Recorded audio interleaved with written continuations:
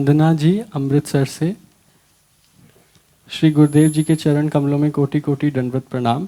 गुरुजी, मेरी माता जी काफ़ी समय से दीक्षित हैं। उनके एक दो शिष्यों की फ़ोन पर बात हो जाती है। उनसे एक शिष्य ने मुझे अपना गुरु मंत्र बता दिया और मैंने पूछा नहीं था। गुरुजी, मेरे से भी अपराध हो गया जो मैंने उनसे थोड़ी इस विषय में बात कर ली। आगे जो आप उचित वैसे कैसा शिष्यत्व है जो अपने गुरु का मंत्र आपको बता दिए? या तो बहुत ही विषयी सत्संगहीन होगा। नहीं, ऐसा कैसे कर सकता है? बिना गुरु आज्ञा के हम गुरु मंत्र किसी को ऐसे मित्रता व्यवहार में बोल दें तो बहुत बड़ा अपराध है, कोई साधारण अपराध नहीं। मुझे लगता है जैसे आप मान लो इच्छा नहीं किए फिर भी सुना दिए उन्होंने, अब आप कभी भूल से भी वो मंत्र उच्चारण मत करना और उनको भी बता देना कि बहुत बड़ी गलती है अपने गुरु के मंत्र को। भले जैसे मान लो हम पीछे संन्यास मार्ग में रहे और संन्यास मार्ग के मंत्र हैं, अब हम वैष्णव हुए तो हम सोचे कि अपने संन्यास मार्ग के मंत्र में अब हमें तो चलना है नहीं, अब हमें वो जपना नहीं, अब हम बोल दें तो ये मार्ग रुक जाएगा, क्योंकि मंत्र उसी प्रभु का है ना सब, और हम उसका अपमान कर दें ऐसा, और ऐसा हो ही नहीं सकता कि वो मतलब मुख से निकल, ऐसा नहीं हो सकता। इसलिए सबसे प्रार्थना है कहीं भी गुरु मंत्र लो, गुरु मंत्र को प्राणों में समा जाए, गुप्त कर लो। कभी भी अगर आपको ऐसा लगता है उपासना क्रम में आप आगे बढ़ रहे हैं तो पीछे जो आपको मंत्र मिले कभी कहीं भी उच्चारण मत करो, उसे गुप्त रखो, नहीं तो अपराध लग जाएगा और आगे वाला मंत्र भी आपको सिद्ध नहीं होगा, आगे वाला मंत्र आप पर कृपा का अनुभव नहीं करने देगा। इसलिए क्योंकि सब मंत्र उसी प्रभु के हैं, उसी प्रीतम के हैं, रसास्वादन के भाव की प्राप्ति के लिए अलग अलग आचार्य प्रकट होकर अलग अलग मंत्र उपदेश कर रहे हैं। इसलिए मंत्रों का सम्मान, गुरु वचनों का सम्मान, आचार्य परंपरा का सम्मान, यही हमें भगवत प्रीति प्रदान करता है। मुकेश साहू जी, श्री हरिवंश प्राणाधार परम पूज्य सदगुरुदेव भगवान के पावन चरण कमलों में कोटि कोटि दंडवत प्रणाम। सदगुरुदेव भगवान, प्रार्थना ये है कि ठाकुर जी का श्री विग्रह छवि अलमारी में रखी हुई थी, रात को अचानक बिल्ली आदि ने उसे गिरा दिया। इस अपराध के लिए आप जो भी दंड दें मुझे स्वीकार है। कोई अपराध नहीं है, बिल्ली भी वही थे, छवि भी वही थे। हाँ तो कोई बात नहीं, दूसरी ले विराजमान। अरे ज्यादा इसमें ध्यान मत दो। देखो ठाकुर हमारे फूटने वाले नहीं लगना चाहिए। उपासक को लगता है भक्त को अपने उपास्य देव की छवि आज से प्रेम, पर देखो थोड़ा मतलब रक्षा वो कर रहे हैं, मतलब समस्त मतलब जीव उनके बस में, और मतलब वो भी भाई यही तो रहस्य जानना है कि जिस जो संसार का रक्षक है उसकी हम रक्षा कर रहे हैं, उसको हम दुलार कर, पहले समझो, उसको हम दुलार कर रहे हैं, उसको हम शयन करा रहे हैं, उसको हम भोग लगा रहे हैं, तभी वो पाएगा। हम जैसा चाहते हैं वैसा वो करता है, समझो पहले बस इस सूत्र को समझो।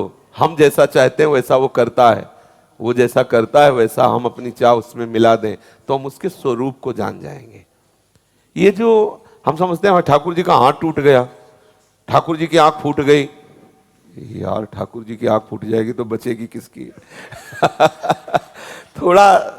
अब बहुत भोले भाले भक्त होते हैं तो इसलिए ज्यादा इस पे परेशान। एक बार क्या हुआ कि हितधाम में रायबेल के तो खेती है तो ढेर सारे फूल लाते, तो अब राधा वल्लभ जी हरिवंश महाप्रभु ऐसे ढक देते फूलों से, फूल गीले होते सर्दी के समय, तो गायब हो गए इतने इतने हरिवंश महाप्रभु राधा वल्लभ जी।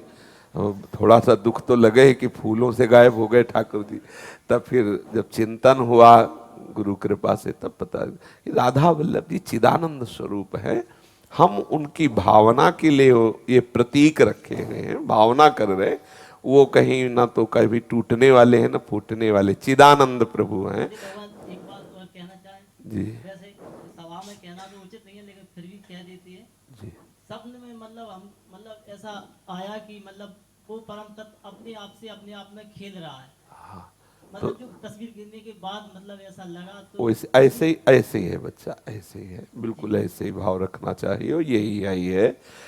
थोड़ा तो लगता ही है पर वो प्रियता के कारण लगना भी चाहिए थोड़ा, पर वास्तविक बात है कि हमारे प्रभु अविनाशी चिदानंद में है, कि हाँ कोई बिल्ली क्या हो तो शेर भी ले कुछ करेगा, क्योंकि वही सब है। देखो कितना सुकुमार तत्व है, वो भक्ति के लिए कितना भयानक रूप धारण किया, नरसिंह रूप। दहाड़ लगाई तो ब्रह्मांड कांप गया। इतना त्रिभुवन विजयी योद्धा मूर्छित होके गिर गया हिरण्यकश्यप केवल, और सुकुमार तत्व इतने हैं पूछो मत। तो प्रभु के जब स्वरूप को समझ जाता है भक्त, तो भयंकर प्रलयाग्नि में भी वो भयभीत नहीं होता। प्रभु के रहस्य को समझना है। और भोले भाले भक्तों की जैसी भावना होती, मेरे प्रीतम इतने करुणामय है कि ठीक वैसा ही व्यवहार करते हैं, वैसे ही बर्ताव करते हैं, वैसे ही दर्शन कराते हैं। वो विशेष चिंतित होने की जरूरत नहीं है, क्योंकि बिल्ली भी वही है और छवि भी वही है। और ऐसा समझा करो कि जैसे सिंहासन है ना, जैसे अब ये छवि है, अब ये टूट गई तो हम मानते हैं हमारे ठाकुर दूसरे सिंहासन में आके विराजमान, तो दूसरी छवि ले आओ, ऐसे ही उन्हीं के विराजमान कर। छवि तो हम मतलब कुछ समय के लिए वो नाम रख दिया, श्री राधा नाम। हाँ हाँ रख लो बस, श्री हरि। सुभाष जी, राधा वल्लभ श्री हरिवंश गुरु जी, इनका प्रश्न है, मैंने और मेरी पत्नी दोनों ने एक ही साथ दीक्षा ली है। अगर हम दोनों में से कोई शरणागत मंत्र भूल जाता है तो क्या हम एक दूसरे से पूछ सकते हैं? हाँ पूछ लीजिए, एकांत में कोई दूसरा सुन न पावे ऐसा कर लीजिए। उचित तो ये रहेगा कि आप वृंदावन आकर पूछे, पर यदि ऐसा कुछ है तो पास में एक दूसरे गुप्त रूप से कोई तीसरा न सुन पावे, ऐसी जगह में आप जानकारी आपस में सुधार कर लीजिए, ऐसा कर लीजिए। देवेंद्र शर्मा जी, महाराज जी ने कहा है, मैं, मेरी धर्मपत्नी और पिताजी को शरणागति देने की कृपा करें। आगे कह रहे हैं, भगवान एक ऐसी प्रार्थना है, मेरे पापा शुरू से बिल्कुल नहीं सुनते, क्या उनका भी उद्धार होगा? क्योंकि आपको पाने में उनका ही आशीर्वाद है, वो बिल्कुल भोरे हैं, राधा राधा बोलते हैं। मतलब कानों से सुना ही नहीं, तो पढ़ तो लेते होंगे? नहीं, भगवान बिल्कुल नहीं जानते और शुरू से बिल्कुल कानों से सुना नहीं है। नहीं पढ़ भी नहीं सकते? नहीं करते। तो कोई बात आप समझानी होती तो कैसे समझाते हो?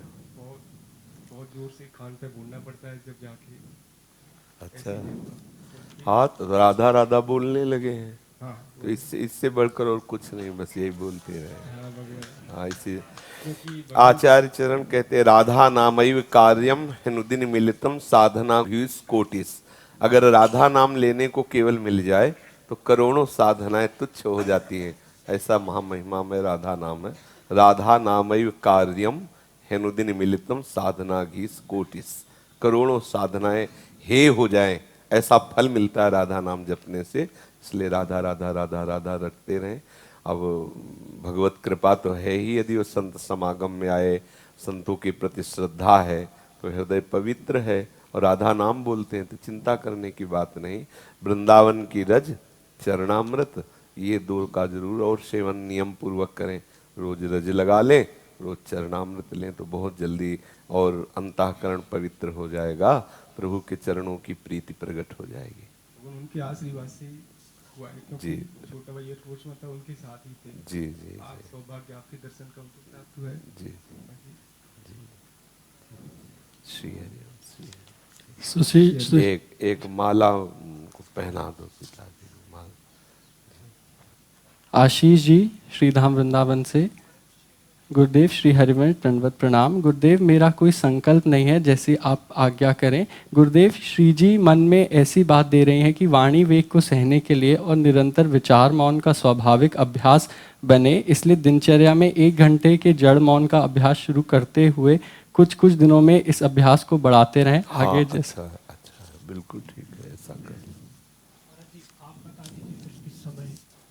वो आप देख लो अपनी दिनचर्या में, जिसमें आप बाहरी व्यवहारिक सेवा में ना हो और आपका एकांतिक समय हो, वो देख लीजिए। और फिर उसमें पूर्ण जड़ का तात्पर्य है कि मन संकल्प विकल्प रहित भी हो जाए। बाहर से तो हम वाणी के वेग को रोक सकते हैं, लेकिन आंतरिक जो मन का संकल्प विकल्प होता है, यदि वो न रुके तो असली मौन नहीं कहा जाता। मन का मौन हो जाना ही वास्तविक मौन है। मन का संकल्प विकल्प रहित हो जाना ही मौन है। मन का प्रिया प्रीतम के मनन में तन्मय हो जाना ही मौन है। इस पर दृष्टि रख करके अभ्यास शुरू करो, जितना हो सके धीरे धीरे। अच्छा है, सत्कार्य के लिए उत्साहित रहना चाहिए, भगवत प्राप्ति के लिए उत्साहित रहना चाहिए। जी महाराज जी, फिर हर हफ्ते 1 घंटा बढ़ा दिया करें। पहले 1 घंटा में दृढ़ हो, 1 घंटा हम तदाकार वृत्ति करें, बाहरी कोई भी चेष्टा आवे उत्तर न दें, मन के साक्षी बनकर के दृष्टा बनकर उसे देखते रहें, कोई संकल्प विकल्प आवे उसे रद्द करते रहें, उसे हटाते रहें, मिटाते रहें, सब मिथ्या है ऐसी भावना से हटाते रहें। तो पहले एक अभ्यास करो कि देखो कैसा लगता है 1 घंटे, और इसे चलने दो महीना भर तक, फिर हमें बताओ कि 1 महीने में हम इसमें तो पास हुए 1 घंटे में, फिर आप और बढ़ा दो। नवल छबीली सहचरी जी कोलकाता से। जय श्री हरिवंश। मेरे प्रेम स्वरूप सखी स्वरूप गुरुदेव के चरणों में अनंत कोटि प्रणाम। गुरुदेव, क्या शरीर के बच्चों के लिए श्री हरिवंश गोत्र बोला जा सकता है तथा गोपाल सहस नाम का पाठ उनकी आध्यात्मिक उन्नति के लिए किया जा सकता है? शरणागत मंत्र यदि बच्चों को प्राप्त हो गया है तो फिर गोपाल शास्त्र नाम वैष्णव जनों को ही शास्त्रादेश करता है, अवैष्णव को नहीं। तो वैष्णवता स्वीकार करे, किसी वैष्णव के चरणों का आश्रय ले ले, फिर गोपाल शास्त्र नाम का पाठ करे, और आचार्य का जो गोत्र है वही हमारा गोत्र हो जाता है। शरणागति से दोनों प्रश्नों का समाधान हो जाता है। जो हमारे आचार्य गुरु का गोत्र वही हमारा, जैसे पत्नी किसी और गोत्र की हो लेकिन जब पति को समर्पित होती है तो पति के गोत्र वाली ही हो जाती है संसारिक संबंध में। फिर परमार्थिक ये तो गुरु और शिष्य का संबंध है, तो शिष्य किसी भी वर्ण या गोत्र का हो, जब वो आचार्य और गुरु की शरण में होता है तो आचार्य और गुरु के ही वर्ण और गोत्र वाला हो जाता है। जैसे अपने लोगों के यहाँ कहा जाता है श्री हरिवंश सुगोत कुल देव जाति हरिवंश, हमारी जाति, हमारा कुल, हमारा गोत्र सब वृंदावन बिहारिणी बिहारी जी हुई है। वृंदावन में सहचरियों के मध्य में विराजमान श्यामा श्याम, यही हमारे गोत्र है, यही हमारे कुल है, यही हमारे देवता, यही हमारी जाति है, यही हमारा परिवार, ये सब कुछ है। जिसे वैष्णव जन कहते हैं किस गोत्र के, तो बोले अच्युत गोत्र के। जो कभी अपनी महिमा से च्युत नहीं होता वो अच्युत अर्थात हमारे प्रभु श्री कृष्ण या हमारे प्रिया प्रीतम। ऐसा मुझे लगता है कि शरणागति से ही इन दोनों बातों की पूर्ति होगी, आचार्य गोत्र को स्वीकार करना और गोपाल शास्त्र नाम पाठ करना।